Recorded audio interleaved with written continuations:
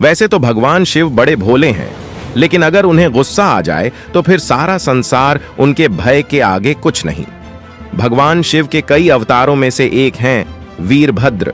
आखिर क्यों हुई वीरभद्र की उत्पत्ति, चलिए जानते हैं।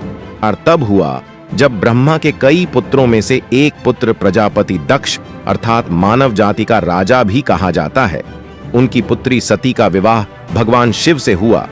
दक्ष को यह विवाह कभी स्वीकार नहीं हुआ। दक्ष की पुत्री सती अपने बाल्यकाल से ही भगवान शिव की भक्त थी। वह हमेशा उनकी आराधना में ही अपना समय व्यतीत करती थी। बचपन में ही सती यह निश्चय कर लिया था कि वह शिव को ही अपना पति स्वीकार करेंगी।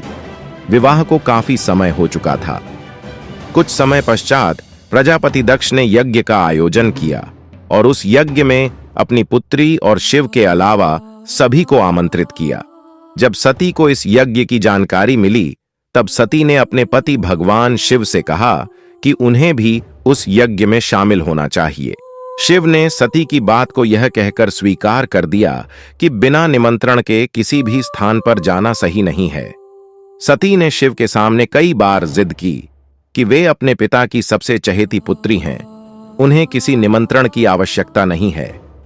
भगवान शिव तो यज्ञ में शामिल होने के लिए राजी नहीं हुए, लेकिन सती के बार बार आग्रह करने की वजह से उन्होंने नंदी के साथ सती को वहां भेज दिया। जब प्रजापति दक्ष ने अपनी पुत्री को देखा तो उन्होंने सती और उनके पति महादेव का अनादर करना शुरू कर दिया। सती से अपने पति का अनादर सहन नहीं हुआ। अपने और अपने पति का घोर अपमान देखकर सती ने यज्ञ के भीतर ही कूदकर आत्मदाह कर दिया। यह देखकर वहां हाहाकार मच गया। भगवान शंकर को जब यह समाचार मिला तो वे क्रोधित हो गए। उन्होंने दक्ष, उसकी सेना और वहां उपस्थित उनके सभी सलाहकारों को दंड देने के लिए अपनी जटा से वीरभद्र नामक एक गण उत्पन्न किया। उनके क्रोध से पूरी सृष्टि कांपने लगी।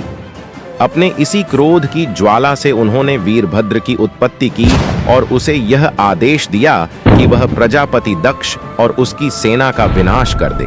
वीरभद्र ने बिना समय नष्ट किए महादेव के आदेश का पालन करना शुरू कर दिया। वीरभद्र ने दक्ष की सेना पर आक्रमण कर दक्ष का वध कर दिया। इसके अलावा जो भी उसके मार्ग में आया उसने उसका सर्वनाश कर दिया। बाद में ब्रह्मा जी और विष्णु जी फिर कैलाश पर्वत पर गए और उन्होंने महादेव से विनय कर अपने क्रोध को शांत करने को कहा और राजा दक्ष को जीवन देकर यज्ञ को संपन्न करने का निवेदन किया। बहुत प्रार्थना करने के बाद भगवान शिव ने उनकी बात मान ली और दक्ष को बकरे का सिर जोड़कर उसे जीवन दान दिया, जिसके बाद यह यज्ञ पूरा हुआ।